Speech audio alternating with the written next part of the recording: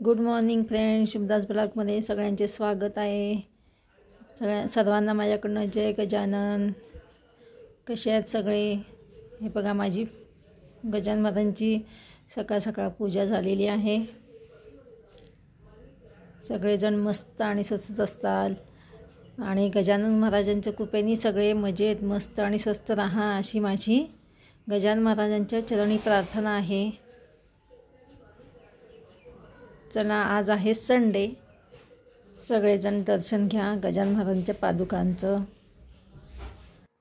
बघा, दुपारची वाजलीत, आता 12 वाजलेत आणि सगळी कामं केव्हाच आवरलीत। मी आता एक चक्कर रसिकाकडे मारून आली, मुलीकडे। आज रविवार असल्यामुळे म्हटलं नुसते एक चक्कर तर मारून यावं। कारण का काल काय झालं, विरांश झाली ती उलटी रात्री। म्हटलं चला एक भेटून तर यावं, आणि मी जाऊन आले तर विरांश झोपलेला होता आणि उठला थोड्या वेळात, 10-15 मिनटात उठला। मग त्याची भेट घेऊन त्याला भेटून आली। आता म्हटलं आज उद्या आहे भोगी, उद्या 13 तारीख आहे, तर मग परवा दिवशी 14 तारीख आहे, तर संक्रांत परवा दिवशी आहे 14 तारखेला।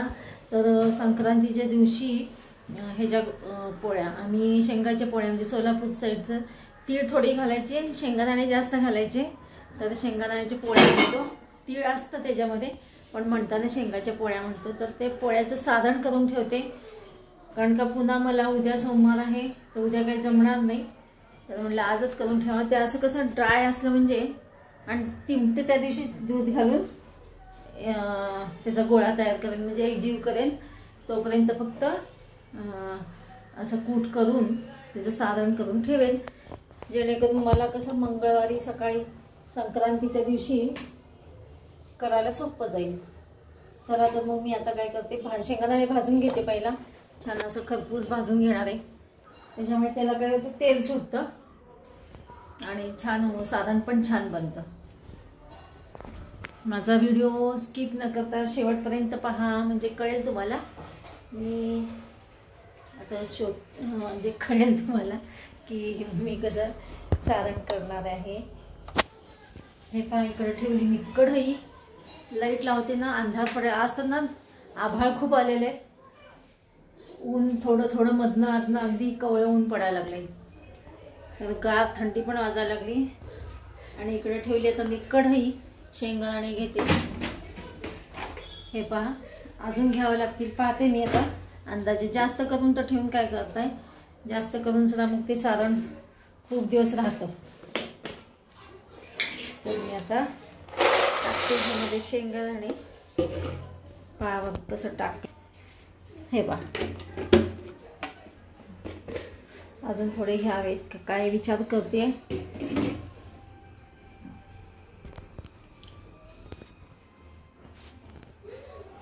बघूया, तेवढ्यातच करून भरपूर होऊन जातील,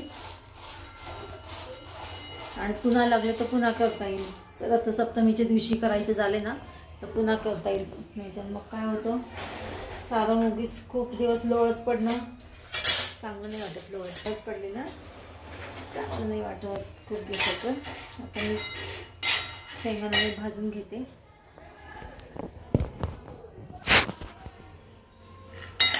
हे बघा, थोडे अजून मी एक मूठभर शेंगदाणे ह्याच्यात टाकले। म्हणलं विचार केला की दोन्ही मुलींना येता येईल। संथ अगदी लो फ्लेमवर शेंगादाणे भाजणार आहे, जेणेकरून ते खमंग भाजले जातात। मोठा जर गॅस केला तर करपून जातील, मग मी आणि खरपूस होण्यासाठी ना मी लो फ्लेमवर शेंगादाणे भाजते। आता चांगलं खरपूस शेंगादाणे भाजून झाले ना, मग तुम्हाला दाखवते मी, आणि तोपर्यंत तीळ पण काढून ठेवणार आहे। आमच्या सोलापूरच्या साईडला बघा, सगळेजण अशा पोळ्या करतात, आणि खूप जण ना शेंगाच्या पोळ्यांचा ढीग असतात एवढे करतात, आणि बाजरीची भाकरी सुद्धा खूप करून ठेवतात, असं साचून ठेवतात। आणि या पोळ्या काय करतात नाही ते का, वाळवून ठेवतात, कडक कडक पोळ्या करून ठेवतात। कडक पोळ्या पण छान लागतात। आमच्या सोलापूरच्या साईडला खूप बाजरीची भाकरी त्याचं चढच करून ठेवत असतात खूप जण, म्हणजे लिंगायत वाणी समाज आहे ना, तो त्या समाजामध्ये तर खूपच त्यांच्यात चटणी, शेंगदाण्याची चटणी आणि भाकरी, ज्वारीची भाकरी पण आणि बाजरीची भाकरी पण करून ठेवत असतात बघा. आणि खरंच छान लागते शेंगदाण्याची चटणी सोबत, शेंगाच्या चटणीसोबत बाजरीची भाकरी, शेंगाची ज्वारीची भाकरी. हे बघा मी इथे घेतले थोडे तीळ, शेंगदाणे जास्त घेतलेले आहेत शेंगा, आणि तीळ कमी घेतलेले आहेत मी. हे बघा 15-20 मिनटापासून मी शेंगा भाजतीच आहे. आता झाले भाजून, खमंग भाजले.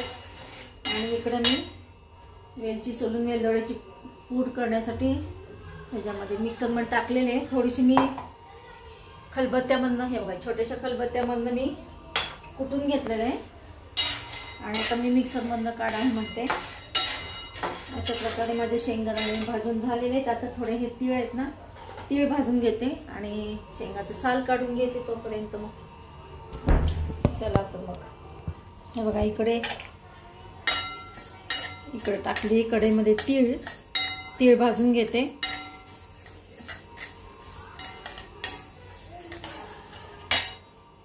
थोडीसा कलर चेंज होईपर्यंत भाजून घ्यायचं, जास्त पण नाही. आणि इकडे बघा शेंगाचे सगळं टरफलं काढते. हे गरम आहेत शेंगा आणि अजून गरमच आहेत. पाहते मी आता, काढून ठेवते साल सगळे. हे बघा कसे खमंग भाजलेले आहेत. हे बघा मी जवळजवळ सगळ्या शेंगादाण्यांची साल काढलेले आहे. थोडेफार राहिले असतील बघा. थोडे गार होऊ दिले, खूपच गरम होते, थोडे गार होऊ दिल्यानंतर काढले ते बघा. आता हे सगळं पाकडून घेते. आणि इकडे तीळ भाजून झालेले आहेत, ते पण गार झालेत. आणि आता हे मिक्सरमधून मी बारीक करून घेणार आहे. आणि गूळ, आता त्या मापाने मला गूळ काढावं लागेल. शेंगदाणे हे बघा सगळ्याचे टरफल निघायला लागलेत पडदिशी, कारण का ते छान खमंग भाजल्यामुळे सगळे निघायला लागलेत टरफलं. आता अशा प्रकारे मी सगळे पाकडून घेते आणि सगळं मिक्सरमधनं काढूनच तुमच्याशी पुन्हा तुम्हाला भेटते. हे बघा हे सगळं शेंगादाण्याचे टरफलं काढलीत. आणि इकडे शेंगदाण्याचा कूट आणि तीळ हे सगळं मिक्स करून घेतले. फक्त आता गूळ घेते आणि गूळ याच्यात मापाने घालते आणि करते मिश्रण. चला तर मग हे पहिला टाकून घेते.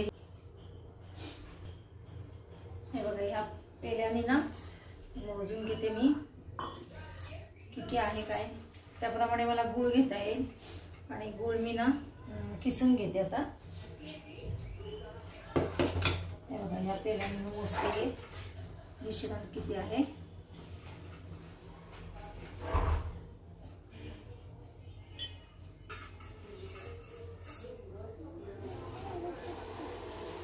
हे 2 पेले तर असणार आहे. हे बघा हा एक पेला आहे आणि आता 2 दुसरा असणार आहे. त्याप्रमाणे मला गूळ घ्यायला बरं पडेल. 2च आहे बघा. 2च्या वर थोडंसं असेल पण 2च घेणार आहे. एवढं थोडंसं राहिलं 2च्या वर, पण मी बरोबर 2 पेले घेईन, काही ना कमी लागतं. इकडं गूळ किसून घेते तोपर्यंत.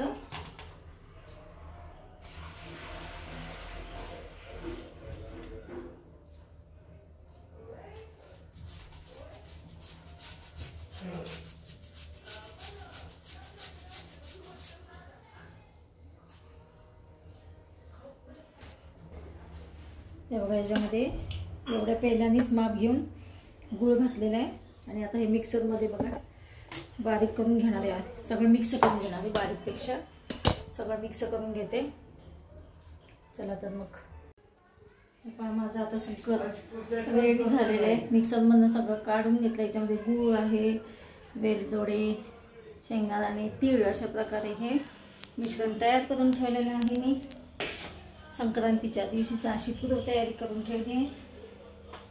मला सोपं जाईल त्या दिवशी. काय फक्त कणिक तिंबायची आणि पुरणासारख्या ह्या पोळ्या करायच्या असतात. चला तर मग भेटूया अशाच नाही का ब्लॉग्समध्ये. तोपर्यंत बाय बाय, टेक